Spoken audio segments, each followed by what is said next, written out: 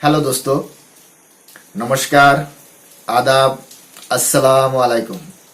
উত্তম রিয়াকশনের আরেকটি রিয়াকশন ভিডিওতে আপনাদের সবাইকে স্বাগতম। আমি উত্তম আছি আপনাদের সাথে। বন্ধুরা, আজ যে ভিডিওতে রিয়াকশন দেব সেই ভিডিওটি নেওয়া হয়েছে নিবিড় মাহমুদ চ্যানেল থেকে। ভিডিওর টাইটেল হচ্ছে ভেঙে যাচ্ছে সেভেন সিস্টার্স, বিপাকে ইন্ডিয়া, ভারতে ঢুকে পড়েছে চীন, বাংলাদেশের ভূমিকা কি, ইন্ডিয়া।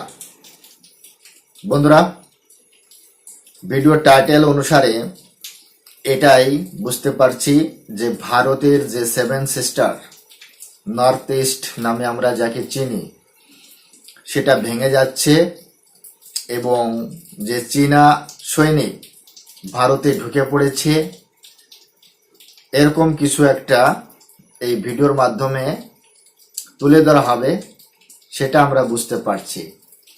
তবে ভারত আর বাংলাদেশ, এই দুই দেশের ভিতর ইউটিউবে যে যুদ্ধ চলছে, যে যুদ্ধ চালু হয়েছে, এতে আমাদের দুই দেশেরই কিন্তু ক্ষতি। হয়তো বাংলাদেশের বন্ধুরা মনে করেন যে ভারত কি এমন একটা দেশ, তবে দিন শেষে আমরা প্রতিবেশী। দিন শেষে আমরা 1947 সালের আগে এক ছিলাম। দিন শেষে আমাদের যে রুটস, সে একই জায়গায়। দিন শেষে আমরা প্রতিবেশী। আমাদের দুঃখ কষ্ট আমরা একসাথেই বুঝতে পারি।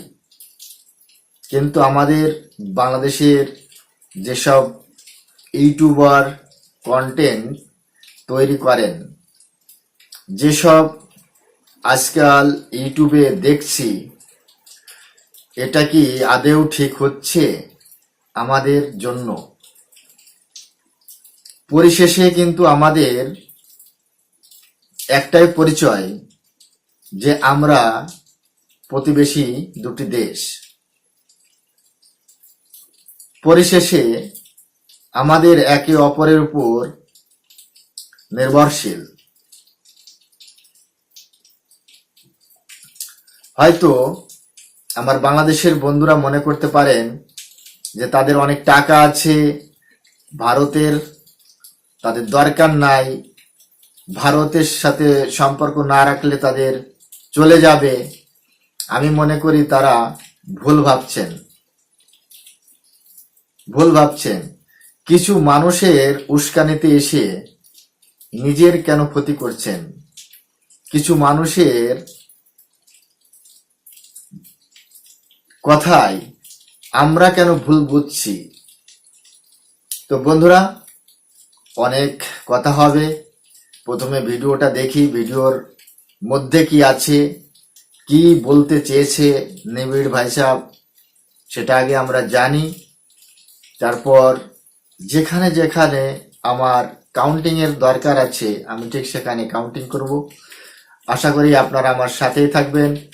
চ্যানেলে নতুন হলে চ্যানেলটি সাবস্ক্রাইব করে আমার পাশে থাকবেন, বেল আইকন অন করে অল করে রাখবেন পরবর্তী ভিডিওর নোটিফিকেশন পাওয়ার জন্য। অলরেডি যেসব বন্ধুরা চ্যানেলটি সাবস্ক্রাইব করে আমার ইউটিউব পরিবারের সদস্য হয়েছেন, তাদের প্রতি রইল অসংখ্য ধন্যবাদ। ভিডিওটি ভালো লাগলে একটা লাইক করবেন, শেয়ার করে আপনার বন্ধুদের দেখার সুযোগ করে দিতে পারেন। কমেন্ট সেকশনে লিখে অবশ্যই জানাতে পারেন আপনার বহু মূল্যবান মতামত। তাহলে চলুন সময় নষ্ট না করে প্রথমে ভিডিওটা দেখি। ভিডিওর শেষে অবভিয়াসলি আমার ওপিনিয়ন থাকবে, আর অরিজিনাল ভিডিও লিংক আমার ডিসক্রিপশনে মেনশন করা থাকবে। আপনারা চাইলে চ্যানেলটি ভিজিট করতে পারেন এবং চ্যানেলের ভিডিওগুলো অবশ্যই দেখতে পারেন।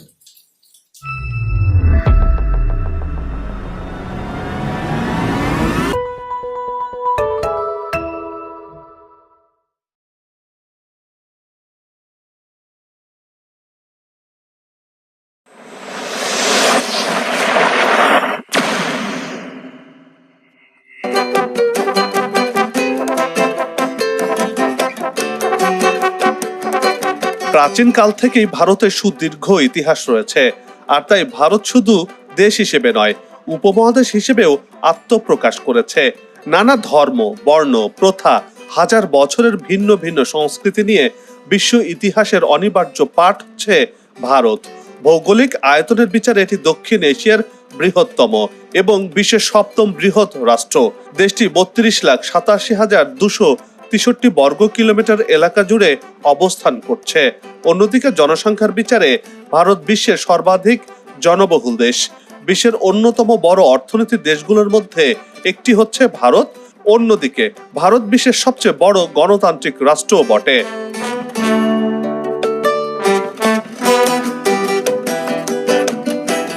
বিশ্বের সবচেয়ে বড় উপসাগরের কূল ঘেঁষে গড়ে উঠেছে বাংলাদেশ। সৈকত, পাহাড়, পর্বত, খাল, বিল, হাওর বাওরের এই দেশটি 1,47,570 বর্গ কিলোমিটার এলাকা জুড়ে অবস্থিত। চিরসবুজ এই দেশটি আমাদের প্রিয় মাতৃভূমি। ভৌগোলিক দিক থেকে এই দেশটি অত্যন্ত গুরুত্বপূর্ণ। ভাটির এই দেশটি 3 দিক থেকে ঘিরে রেখেছে ভারত। দেশটির সাথে বাংলাদেশের 4,156 কিলোমিটার লম্বা আন্তর্জাতিক সীমানা রয়েছে। বাকি একদিকে মিয়ানমারের সাথে বাংলাদেশের সীমানা রয়েছে।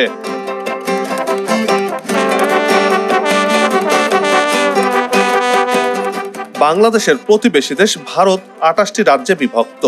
এর মধ্যে 7টি রাজ্যের অবস্থান ভারতের উত্তর পূর্ব দিকে, যেখানে চীন, বাংলাদেশ এবং মিয়ানমারের সীমান্ত রয়েছে। এই 7টি রাজ্যকে একসঙ্গে বলা হয় 7 সিস্টার্স বা 7 বোন। একটু মজা করে বললে 7 বোনের এক রাজ্য বলা যেতে পারে। 7 সিস্টার্সে অরুণাচল, আসাম, মণিপুর, মেঘালয়, মিজোরাম, নাগাল্যান্ড ও ত্রিপুরা রয়েছে।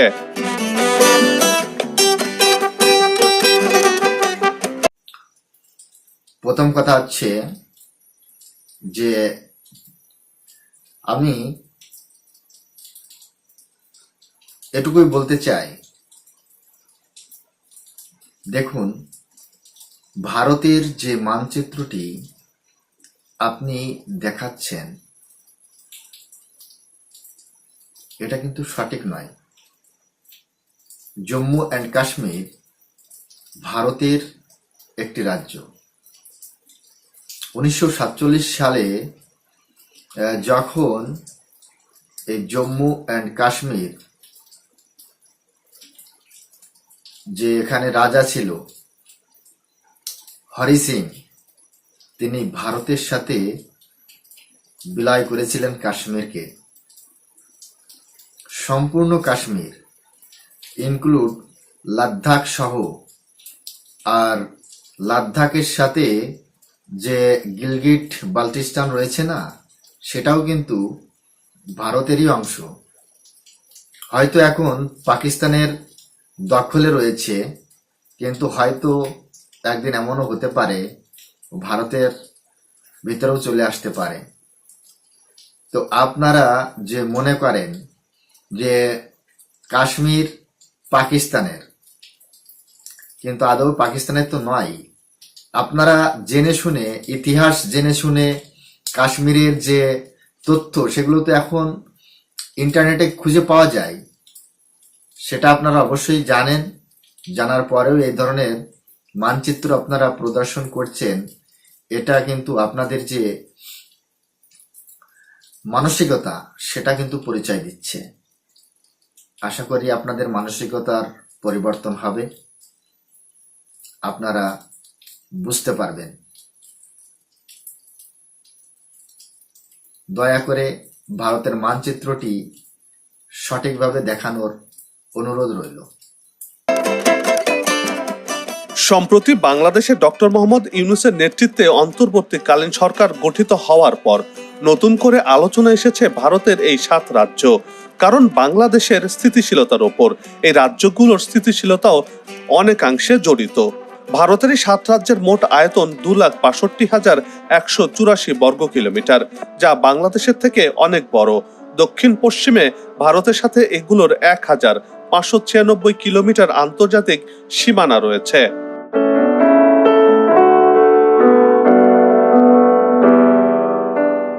এই 7 রাজ্যের আয়তন ভারতের মোট আয়তনের প্রায় 7%। এসব রাজ্যগুলো একে অপরের উপর নির্ভরশীল হলেও সংস্কৃতি ও পরিবেশের দিক থেকে সম্পূর্ণ আলাদা, তারা স্বতন্ত্র।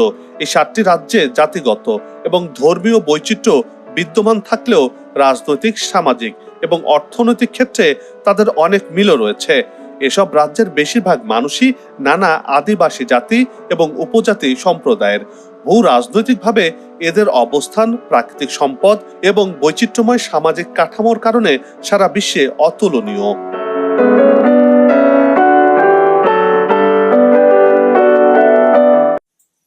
খুব ভালো কথা। বাংলাদেশে যে সরকার বর্তমান সময় গঠিত হয়েছে ডক্টর ইউনূস এর তত্ত্বাবধানে,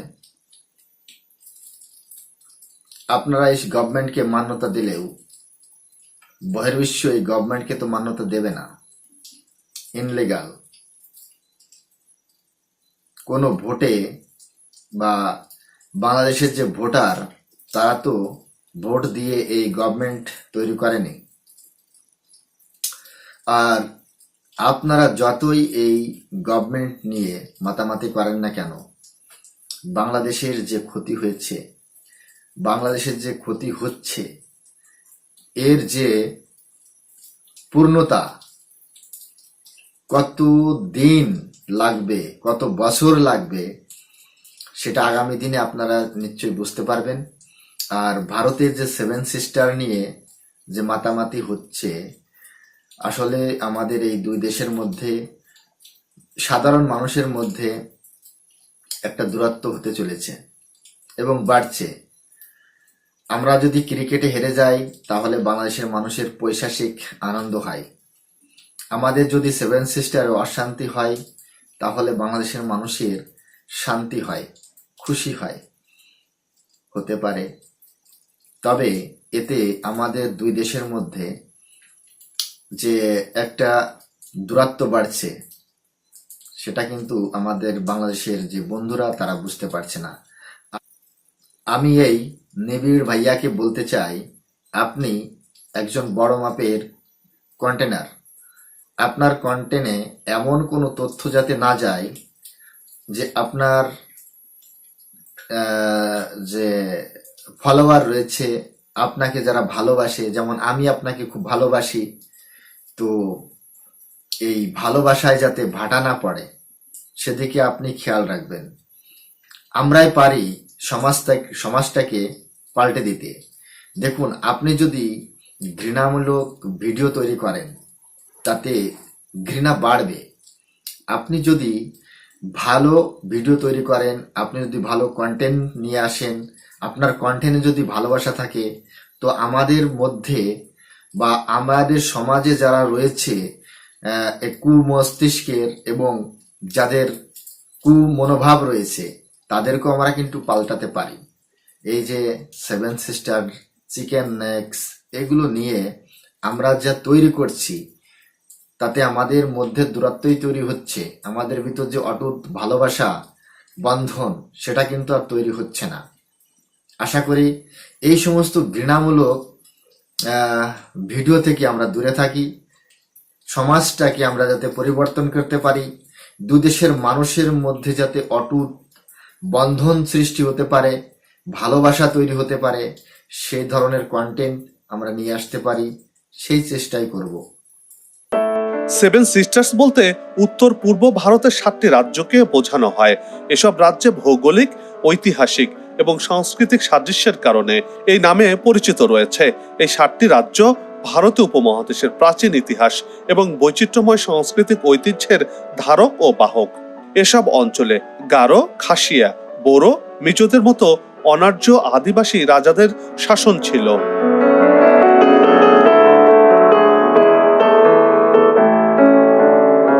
মিজোরাম এবং মণিপুর রাজ্যে আসামের বরাক উপত্যকার মাধ্যমে ভারতের বাকি অংশের সাথে যুক্ত।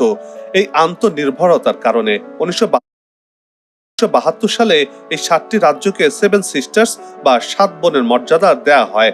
ত্রিপুরার সাংবাদিক জ্যোতি প্রসাদ সাইকিয়া সর্বপ্রথম রাজ্যগুলোকে একত্রে সেভেন সিস্টার্স নামে উল্লেখ করেন। আসামের মাধ্যমে রাজ্যগুলো ভারতের মূল ভূখণ্ডের সঙ্গে যুক্ত রয়েছে। আগে এসব রাজ্য ভারতের অন্তর্ভুক্ত ছিল না।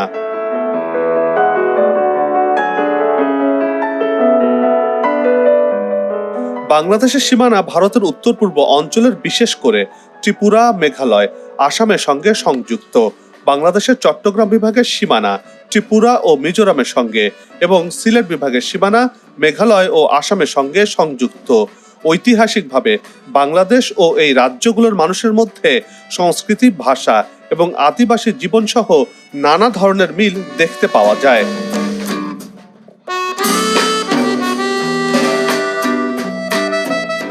সম্প্রতি ভারতের স্বাধীনতা দিবসে মণিপুর রাজ্যে কয়েক হাজার লোক নাগা পতাকা উড়িয়ে স্বাধীন ভূমির পক্ষে সমর্থন দিলে বিষয়টি বিশ্ববাসীর নজরে আসে। এ 7টি রাজ্যের চতুর্দিকে অন্যান্য রাষ্ট্রের স্থলভাগ দিয়ে বেষ্টিত। ফলে ভারতের মূল ভূখণ্ডের সাথে এ রাজ্যগুলোর যোগাযোগ রক্ষা করা হয় মাত্র 60 কিলোমিটার দৈর্ঘ্যের একটি সরু পথ দিয়ে। এর প্রস্থ প্রায় 22 কিলোমিটার।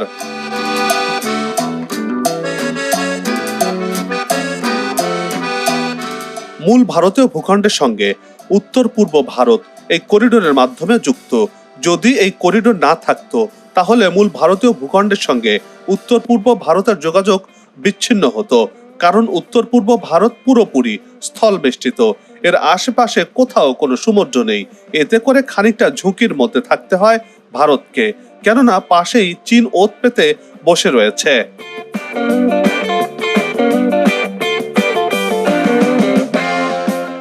চিকেন নেক মানচিত্রে উত্তরবঙ্গের অংশ হিসেবে উল্লেখযোগ্য। চিকেন নেকের পশ্চিমে নেপাল এবং পূর্বে বাংলাদেশের সীমান্ত রয়েছে। মানচিত্রে এটি এমন ভাবে স্থাপন করা হয়েছে যে এটি একদিকে ভারতের অভ্যন্তরীণ সংযোগ নিশ্চিত করে, অন্যদিকে আন্তর্জাতিক সীমান্তের ঘনিষ্ঠতাও দেখতে পাওয়া যায়।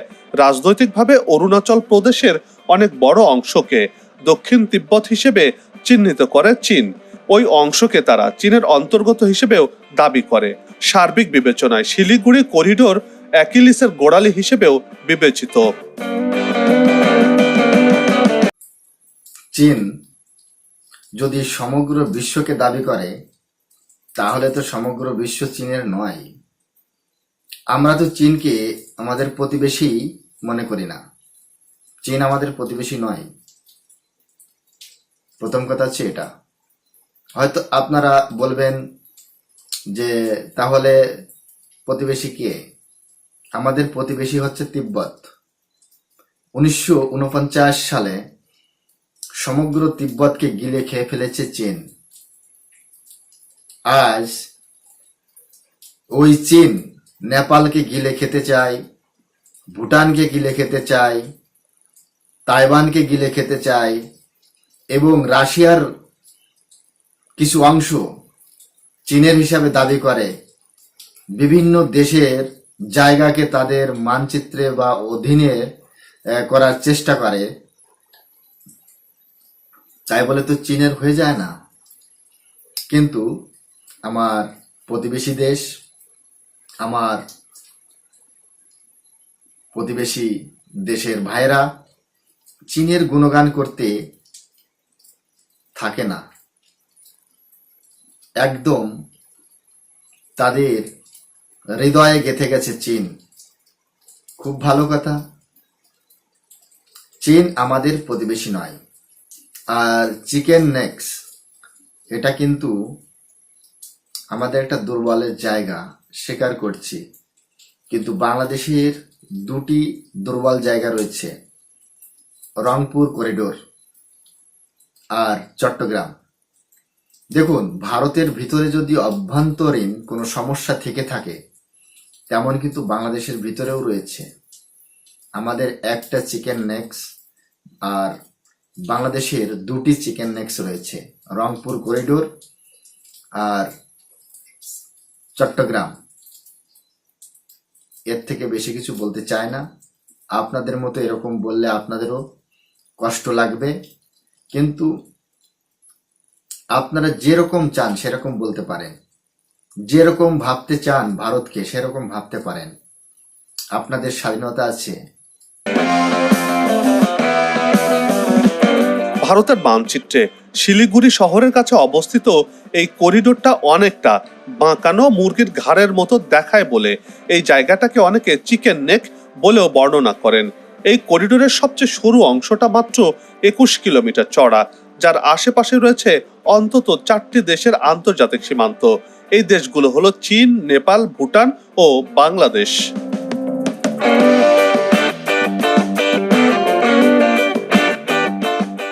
বাকি ভারতের সঙ্গে সেভেন সিস্টার্সের ভৌগোলিক সংযোগের এই সূত্রটায় যেহেতু স্ট্র্যাটেজিক ডেপথের অভাব রয়েছে, সেটাই কিন্তু নিরাপত্তার দৃষ্টিতে দেশের উত্তর পূর্বাঞ্চলকে একটা ভার্নারেবল বা বিপজ্জনক অবস্থায় রেখেছে। এই শিলিগুড়ি করিডোরের স্ট্র্যাটেজিক গুরুত্ব হয়তো ভারত উপলব্ধি করেছে, কিন্তু অন্য দিকগুলো দিয়ে সেভেন সিস্টার্সকে আজও বাকি দেশের সঙ্গে আত্মীকৃত করা যায়নি। এদিকে ভারত বাংলাদেশের মধ্য দিয়ে এই 7টি রাজ্যের সাথে সড়ক, রেল ও নৌপথের ট্রানজিট স্থাপনের বিশেষভাবে আগ্রহী, কিন্তু বিশ্লেষকদের দাবি এমন ট্রানজিট ভারতের স্বার্থ হাসিল করলেও বাংলাদেশের অর্থনীতি বিবেচনায় তেমন সুফল বয়ে আনবে না।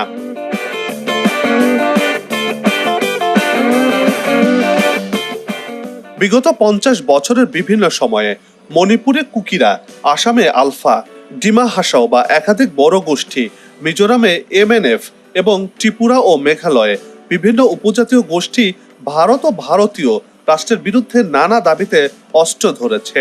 পাশাপাশি এই রাজ্যগুলোর নিজেদের মধ্যেও সীমানা আরও নানা প্রশ্নে বরাবরই বিরোধ দেখা দিয়েছে। আসাম মেঘালয়, আসাম ত্রিপুরা, অরুণাচল আসাম কিংবা ত্রিপুরা মিজোরামের মধ্যে দ্বন্দ্ব, অবরোধ কিংবা পাল্টাপাল্টি হামলার ঘটনাও বিরল নয় কিন্তু মোটেও। অর্থাৎ এমন ঘটনা এই অঞ্চলে ঘটেছে।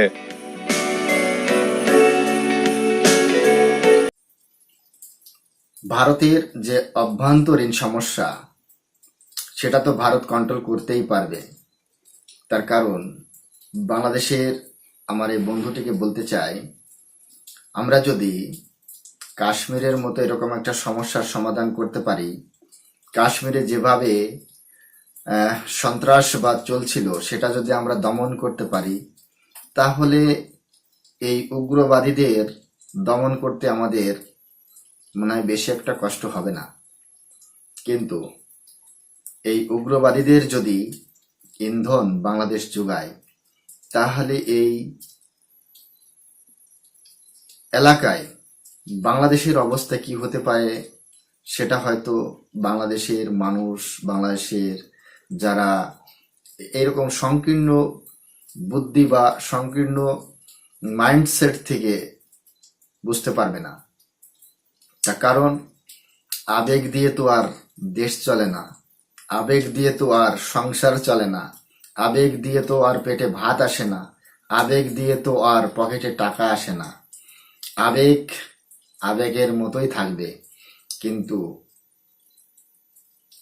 তাতে বেশি আবেগ দেখালে সমস্যাই হবে, তাছাড়া আর কিছু না।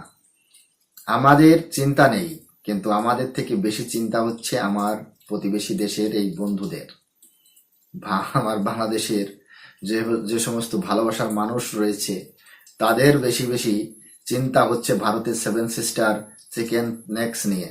আমাদের এতটা টেনশন নেই। আমাদের চিকেন নেক্স চওড়া করতে পারি, এখন আছে 22 কিলোমিটার, আরো 80 কিলোমিটার চওড়া হতে পারে, তার মানে 100 কিলোমিটার চওড়া হতে পারে চিকেন নেক্স। এইটুকু আমি বললাম আপনাদেরকে, এর থেকে বেশি কিছু বলছি না। সোজা কথায় 7 বোনের সংসারেও যে সবসময় শান্তি ছিল অথবা বনে বনে খুব মিল ও সদ্ভাব ছিল, সেটা মোটেও কিন্তু সঠিক নয়। একেবারেই তারা ভিন্ন রূপে দেখা দিত। অথচ ভারতের মূল ধারার মিডিয়াতে সেভেন সিস্টার্সকে নিয়ে চিরকাল সেরকমই একটা রঙিন ছবি আঁকার চেষ্টা করা হয়ে থাকে। বিবিসি বাংলা সহ বিভিন্ন গণমাধ্যমের তথ্য বলছে, ভারতের সেভেন সিস্টার্সে বরাবরই অস্থিতিশীল পরিস্থিতির মধ্য দিয়ে যেতে হয়েছে।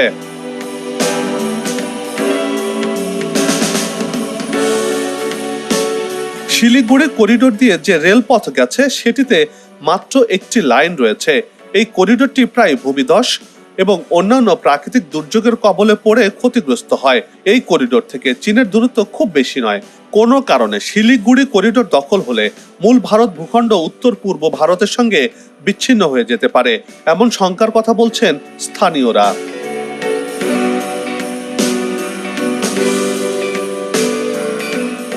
চিকেন নেক বাংলাদেশের জন্য ভূ রাজনৈতিক ও অর্থনৈতিক দিক থেকে অত্যন্ত গুরুত্বপূর্ণ।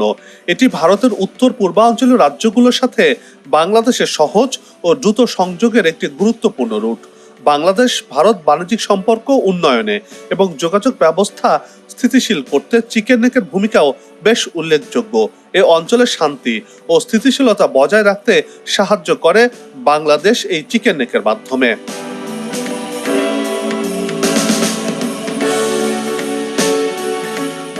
বাংলাদেশ, নেপাল ও ভুটান সীমান্ত এই 3 দিক দিয়ে ঘেরা করিডোরটি। এ থেকে চীনের নিয়ন্ত্রণে থাকা তিব্বতের চুম্বি ভ্যালির দূরত্ব মাত্র 130 কিলোমিটার। বিশেষজ্ঞরা বলছেন চীনা সামরিক বাহিনী শুধু 130 কিলোমিটার এগুলোই পশ্চিমবঙ্গের একাংশ উত্তর পূর্বাঞ্চলীয় রাজ্যগুলো থেকে বাকি ভারত পুরোপুরি বিচ্ছিন্ন হয়ে যাবে। বাংলাদেশের আমার এই বন্ধুটিকে বলতে চাই, শুধু চীন চীন কেন করছেন? কেন এত চীনের জব, চীনের নাম এত কেন জব করা হচ্ছে? বাংলাদেশের কি ক্ষমতা আছে আগে সেটা বলুন। নিজেদের কথা বলুন। আপনাদের নিজেদের কি আছে সেটা নিয়ে আপনারা বৈশিষ্ট্য আছে কি সেটা নিয়ে আপনারা কথা বলুন। চীনের সাথে ভারতের কি দ্বন্দ্ব না, ভারতের সাথে চীনের যুদ্ধ হবে কি হবে না। কিন্তু আমি একটা জিনিস এটাই দেখছি যে আজকাল বাংলাদেশের যে মিডিয়াগুলো রয়েছে, সে মেন স্ট্রিম মিডিয়া হোক, পত্রপত্রিকা হোক, ইউটিউবার্স হোক, যারাই হোক না কেন, তাদের ধারণা এটাই যে এই বুঝি চীনের সাথে ভারতের যুদ্ধ শুরু হয়ে গেল, এই বুঝি চিকেন নেক্স দখল করে নিয়েছে চীন, এই বুঝি ভারতের 7 সিস্টার ভারতের থেকে বিচ্ছিন্ন হয়ে গেল। এতটা সহজ ভাবে আমার বাংলাদেশের বন্ধুরা ভাবে কি করে? এতটাই সহজ, এত সহজ। দেখুন, যদি ভালোবাসতে না পারেন তাহলে আপনার কিন্তু ঘৃণা করার অধিকার নেই, ঠিক আছে? আপনি যদি কাউকে ভালো না বাসতে পারেন তাহলে তাকে ঘৃণা করার অধিকার আপনার নেই। আপনি ভারতের যদি শুভকামনা নাও করতে পারেন তাহলে তার অমঙ্গল চাইবেন না, ঠিক আছে? এত অমঙ্গল চাওয়ার কারণটা কি? আর আপনাদের অমঙ্গল চাইলেই যে ভারতের অমঙ্গল হয়ে যাবে, এটাই বা আপনারা ভাবছেন কি করে? এতটা সহজ নয়। ভারতকে চাপে ফেলতে এই অঞ্চলটিতে ঘাপটি মেরে বসে থাকা চীন এবার নড়ে চড়ে বসেছে। ভারতের উত্তর পূর্বাঞ্চলীয় কৌশলগত গুরুত্বপূর্ণ 7 রাজ্য বা 7 সিস্টার্সের অন্তর্ভুক্ত অরুণাচল প্রদেশে ভারতীয় ভূখণ্ডের প্রায় 60 কিলোমিটার ভেতরে ঢুকে পড়েছে চীনের সামরিক বাহিনী। শুধু তাই নয়, ভারতীয় ভূখণ্ডে ঢুকে অরুণাচল প্রদেশের আনজাও জেলার কাপাপু এলাকায় ক্যাম্পও করেছে চীনের পিপলস লিবারেশন আর্মি।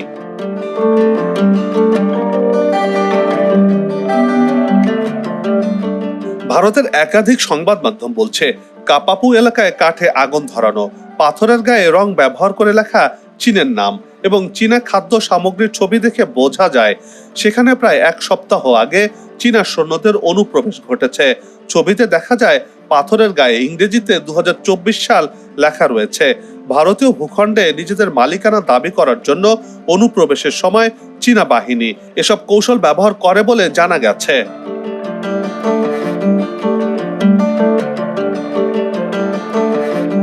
বাংলাদেশের কারণে এতদিন চুপ করেছিল চীন।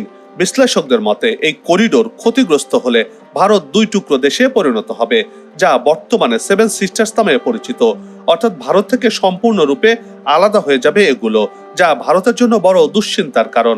তাই ভারত চাইছে বাংলাদেশকে হাতের মুঠোয় রেখে পার্শ্ববর্তী রাজ্যগুলোকে পরিচালনা করতে। এই কথার কি আমি উত্তর দিতে পারি যে এতদিন চীন বাংলাদেশের জন্য চুপ ছিল, এতদিন চীন বাংলাদেশের জন্য ভারতে আক্রমণ করতে পারেনি, চিকেন নেক্স দখল করতে পারেনি।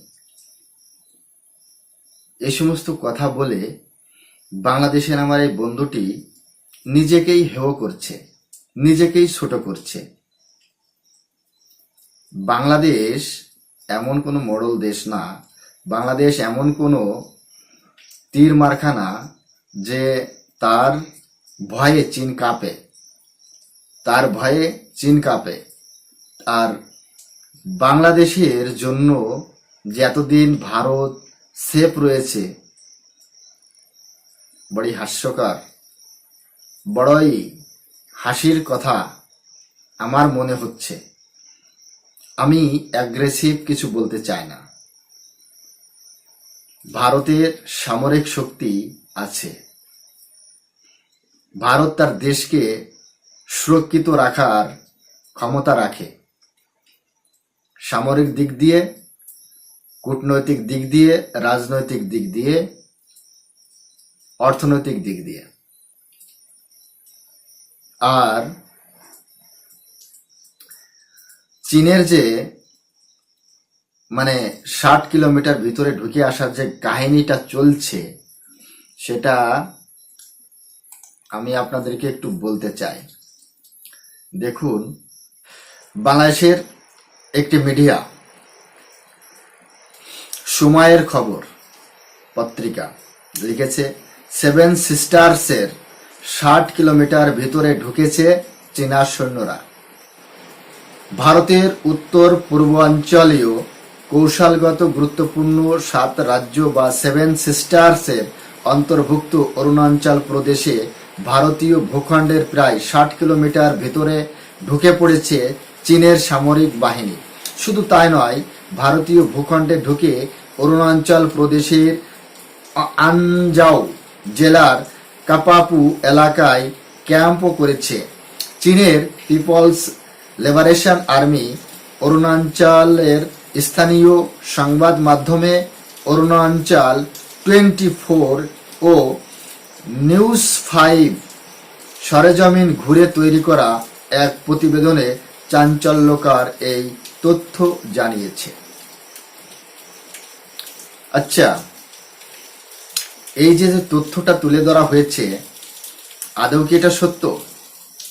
60 কিলোমিটার, এখানে কি ভারতের কোনো প্রশাসনিক অফিস ছিল না, কোনো থানা ছিল না, কোনো পুলিশ ফাঁড়ি ছিল না, বা আমাদের যে বিএসএফ ক্যাম্প সেটাও কি ছিল না, আমাদের আর্মি ক্যাম্প সেটাও কি ছিল না, আমাদের কি এয়ারবেস সেটাও কি ছিল না? 1 কিলোমিটার, আধা কিলোমিটারের কথা হলে সেটা নাই আমরা মেনে নিতে পারি যে চীনা সৈন্যরা এরকম করে থাকে, তারা এরকম ঘুষপেট করে থাকে। কিন্তু 60 কিলোমিটার, এতটা কি সম্ভব? আমাদের কোনো মিডিয়ায় এরকম কোনো কিছু ফ্ল্যাশ হয়নি, অথচ এখানে বলা হয়েছে অরুণাচল প্রদেশের যে অরুণাচল 24.in একটি ওয়েবসাইট, আর আরেকটা বলা হয়েছে কি নিউজ 5। এই নিউজ 5 যেটা, এটা কিন্তু আমি ইন্টারনেটে খুঁজেও পেলাম না এর হদিস কোথাও আছে কিনা। আমি এই নিউজ 5 সার্চ করেছি গুগলে, কিন্তু এর কোনো রেজাল্ট আমি পাইনি। আর এরপরে যেটা, সেটা আমি বলছি, এরা বলেছে যে অরুণাচল প্রদেশের অরুণাচল 24.in এই মিডিয়া, এই ওয়েবসাইটটি এটা প্রকাশ করেছে। অরুণাচল যে 24.in, উনি লিখেছেন, আনজাওতে ভারতীয় ভূখণ্ডে ঢুকেছে চীনা সৈন্যরা। ইটানগর, চীনের পিপলস লিবারেশন আর্মির চীনা সৈন্যরা অরুণাচল প্রদেশের আনজাও জেলায় ভারতীয় ভূখণ্ডের অন্তত 60 কিলোমিটার ভেতরে প্রবেশ করেছে বলে জানা গেছে। এর আগে বাংলাদেশের পত্রপত্রিকায় কি লিখেছিল? সরজমিনে ঘুরে দেখেছে। মগর এরা কি বলেছে? জানা গেছে। এরাও কিন্তু ঘুরে দেখেনি, এরাও কিন্তু জানে না সঠিকভাবে। এবং তারা কিছু সময়ের জন্য জেলার কাপাপু এলাকায় ক্যাম্পিং করেছে, একটি মিডিয়া রিপোর্টে বলা হয়েছে। এরাও কিন্তু সরেজমিনে ঘুরে দেখেনি, যতটা আমার বাংলাদেশের বন্ধুরা গল্প কি গাছে তুলছে। তা আপনারাই বলুন, বাংলাদেশের মিডিয়া প্রচার করছে, ঢুকে পড়েছে, দখল করে নিয়েছে, আর এটাও বলছে যে চীনাদের দখলে চলে গেছে। সরজমিনে ঘুরে দেখেছে, কিন্তু এই যে অরুণাচল প্রদেশের যে মিডিয়া, যে ওয়েবসাইট, এরাও বলেছে যে জানা গেছে একটা মিডিয়ার মাধ্যমে। আর বাংলাদেশ বলেছে সরজমিনে ঘুরে দেখেছে G5। এটাই তো হচ্ছে প্রোপাগান্ডা। বাংলাদেশের প্রোপাগান্ডা কেন এরকম করছে সেটা আমরা জানি। সে যতই এই প্রোপাগান্ডা করো না কেন, তাতে ভারতের কোনো ক্ষতি নেই, ক্ষতি শুধু বাংলাদেশের হবে। বাংলাদেশের মানুষের সাথে ভারতের মানুষের দূরত্বটাই বাড়বে। ভারতের মানুষের দূরত্বটা বাড়ছে, এটা আর বাড়তে দেওয়া যায় না। আশা করি বাংলাদেশের বন্ধুরা বুঝবেন আপনারা কি চাচ্ছেন, ভারতের সাথে সম্পর্ক না ভারতের থেকে দূরত্বটা। আপনারা যেটা চান সেটাই হবে।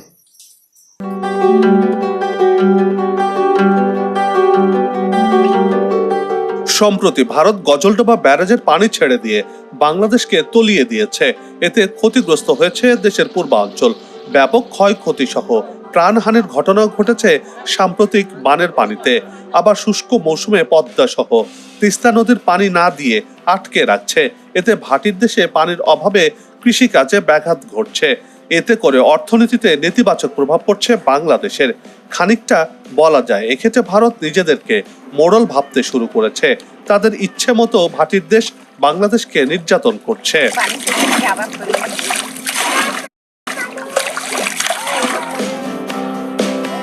কিন্তু সম্প্রতি বাংলাদেশের রাজনৈতিক পট পরিবর্তনের পর ভূ রাজনৈতিক চিত্র বদলে গেছে।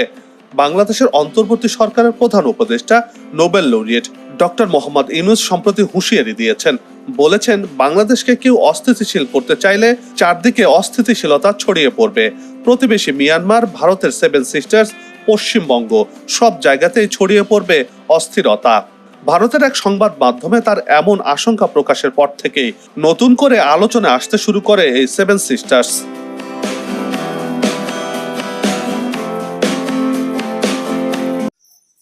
আমি বাংলাদেশের বন্ধুটিকে বলতে চাই,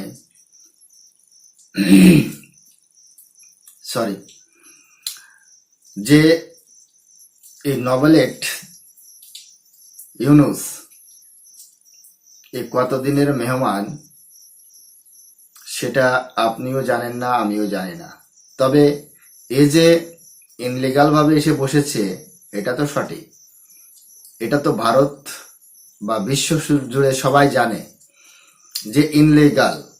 এরা যা করছে দেশকে, সেটা আপনারা নিশ্চয় ভালো বুঝতে পারছেন। আমরা এটাও বুঝতে পারি যে আপনারা কেন হৃদয় খুলে কথা বলতে পারছেন না। যখন শেখ হাসিনা বাংলাদেশে ছিল ক্ষমতায়, তখন কিন্তু বাংলাদেশের ভিতরে শান্তি বজায় ছিল। বর্তমান সময় বাংলাদেশে কোনো শান্তি নেই। বাংলাদেশে চলছে এখন লুটতরাজ। বাংলাদেশে চলছে হিন্দুদের জমি দখল, হিন্দুদের নির্যাতন, হিন্দুদের উপর অত্যাচার। বাংলাদেশে চলছে অবাধে চাঁদাবাজি, অবাধে গুন্ডাগিরি। বাংলাদেশে এখন নেই কোনো প্রশাসনের শাসন। 1 মাসের বেশি হয়ে গেছে, 1 মাস আজ 3 দিন হয়ে গেছে এই উপদেষ্টা সরকারের মেয়াদ। এখনো পর্যন্ত বাংলাদেশের আইন শৃঙ্খলা ঠিক করতে পারেনি। এই নোবেল বিজয়ী হতে পারে, কিন্তু একজন ভালো রাজনীতিবিদ নয়। সে অর্থনীতি সম্পর্কে জ্ঞান রাখতে পারে, কিভাবে সুদ নিতে হয় সেটা জানতে পারে, কিভাবে মানুষের গলায় পাড়া দিয়ে পয়সা বের করতে হয় সেটা হয়তো ইউনূস ভালো জানে, কিন্তু সে ভালো রাজনীতিবিদ না, সে দেশ চালাতে পারবে না। আর কিছুদিন যাক না, এই জামায়াত বিএনপি এরাই একে অতিষ্ঠ করে ফেলবে, এ বসে থাকতে পারবে না। আর যেসব উপদেষ্টা হয়েছে তারা কিছু আমেরিকাপন্থী, কিছু পাকিস্তানপন্থী, কিছু ইউরোপপন্থী, কিছু বামপন্থী। এরা দেশ চালাতে পারবে না। দেশটাকে আরো কিভাবে গাড্ডায় নিয়ে যায় সেটাই এখন বিষয়। বাংলাদেশ থেকে বিভিন্ন কোম্পানি, বাংলাদেশ থেকে বিভিন্ন গার্মেন্টস ফ্যাক্টরি তারা বাংলাদেশ ছেড়ে ভারতের দিকে চলে আসছে এবং আসবে। বাংলাদেশের অনেক সমস্যা সৃষ্টি হবে আগামী দিনে। বাংলাদেশে এখন বিদ্যুতের অভাব হচ্ছে, বাংলাদেশে এখন খাদ্যের অভাব হচ্ছে, বাংলাদেশে এখন অর্থনৈতিক অভাব রয়েছে, বাংলাদেশে এখন রিজার্ভের অভাব রয়েছে, বাংলাদেশের যে গ্যাস তার অভাব রয়েছে, ডিজেল এবং কেরোসিন তার অভাব রয়েছে, বাংলাদেশে যে রাসায়নিক পদার্থ যে কৃষকের জন্য জরুরি সেই ফার্টিলাইজার সেগুলোরও কিন্তু অভাব রয়েছে। আগামী দিনে বাংলাদেশ একটা সমস্যার সৃষ্টি হবে এবং সেগুলো ফেস করতে হবে বাংলাদেশের। আর বাংলাদেশে এখন কোনো নতুন করে ইনভেস্ট করবে না, তার কারণ যে দেশে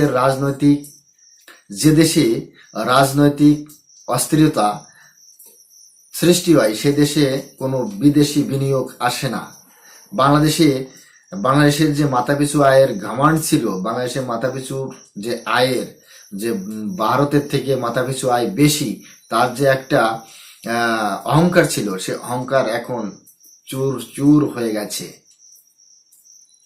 আরো হবে। আমাদের কিছু করতে হবে না, নিজেদের মরা নিজেরাই মরবে। কেন মরবে? বেশি অহংকার করলে তাদের এরকমই হয়। অন্যদিকে ভারতের পশ্চিমবঙ্গ রাজ্যের মুখ্যমন্ত্রী মমতা বন্দ্যোপাধ্যায় দেশটির প্রধানমন্ত্রী নরেন্দ্র মোদীকে সতর্ক করে বলেছেন, মনে রাখবেন পশ্চিমবঙ্গে যদি আগুন লাগান আসামও থেমে থাকবে না, উত্তর পূর্বাঞ্চলও থেমে থাকবে না, উত্তরপ্রদেশ, বিহার, ওড়িশা, ঝাড়খণ্ড থেমে থাকবে না, আর দিল্লিও থেমে থাকবে না। আপনার চেয়ার আমরা টলমলো করে দেব। বাংলা সবাইকে গ্রহণ করে, সবাইকে আসন দেয়, সবাইকে অলঙ্কৃত করে। বাইরে থেকে এসে বাংলাকে অচল করবেন, বাংলাকে অশান্ত করবেন, তারা মনে রাখবেন বাংলার মৃত্যু নেই, বাংলা অচল হয় না। এরপর থেকেই 7 বোনের সংসারে ফের আগুন লাগা শুরু করেছে। আর এখানটাতেই বাংলাদেশ ভাই হিসেবে এগিয়ে এসে 7 বোনের সংসারে পানি ঢেলে ঠান্ডা করতে পারে বলে মনে করছেন বিশেষজ্ঞরা।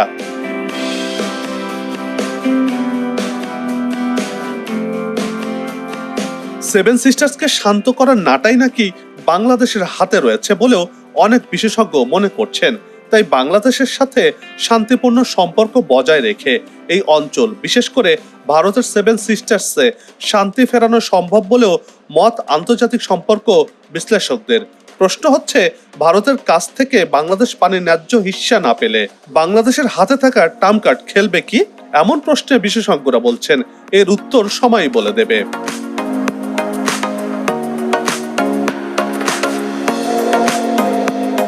সবাই মিলে গাছ লাগাই, দেশের পরিবেশকে বাঁচাই, আসুক নতুন দিন, লাগু খাওয়া উন্নয়নের পালে, এমন প্রত্যাশা রেখে পর্ব থেকে বিদায় নিচ্ছে।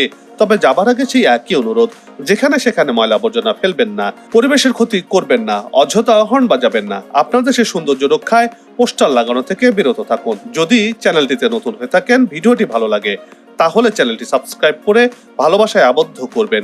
ভালো লাগা না লাগার বিষয়টি কমেন্টে লিখে জানাবেন। কি ধরনের ভিডিও দেখতে চান তাও জানানোর অনুরোধ রইল। আগামীতে আবারও দেখা হবে নতুন কোনো জায়গা, তথ্য, ইতিহাস আর উন্নয়ন চিত্র নিয়ে। নিজে ভালো থাকুন, দেশকে ভালো রাখুন, আমাদের সাথেই থাকুন, দেখতে থাকুন দেশের এগিয়ে যাওয়ার চিত্র। ধন্যবাদ। তো বন্ধুরা, ভিডিওটি এখানেই শেষ হয়েছে।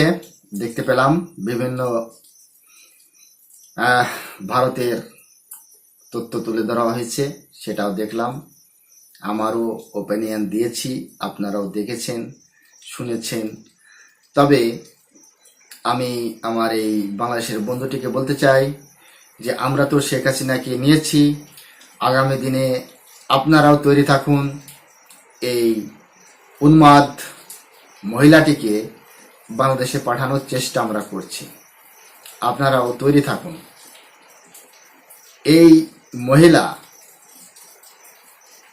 একে আমরা সিএম মনে করি না, পাগলি, পাগল হচ্ছে। এর কথায় কোনো লজিক নেই, এর কথায় কোনো যুক্তি নেই। এ যেটা বলে এর আবেগবশত, তাই একে আমরা ক্ষমা করে রাখি সব সময়ের জন্য। তবে মাথার উপর দিয়ে জল চলে যাচ্ছে, আগামী দিনে এর পরিণতিও ঠিক বাংলাদেশের প্রধানমন্ত্রী শেখ হাসিনার মতোই হবে, নিশ্চিত থাকুন। আপনারাও তৈরি থাকুন, একেও আমরা পাঠাবো। সেভেন সিস্টার নিয়ে আপনাদের ভাবার কোনো দরকার নেই। আর সেভেন সিস্টারের যে লাটাই আপনাদের হাতে রয়েছে, আপনাদের হাতেই থাকুক, কিন্তু অশান্তি করার চেষ্টা করবেন না, তাতে কিন্তু বাংলাদেশের ফল একদমই ভালো হবে না। সবাই ভালো থাকুন, সুস্থ থাকুন। দেখা হচ্ছে নেক্সট রিয়াকশন ভিডিওতে। ততক্ষণ সবাইকে নমস্কার, জয় হিন্দ।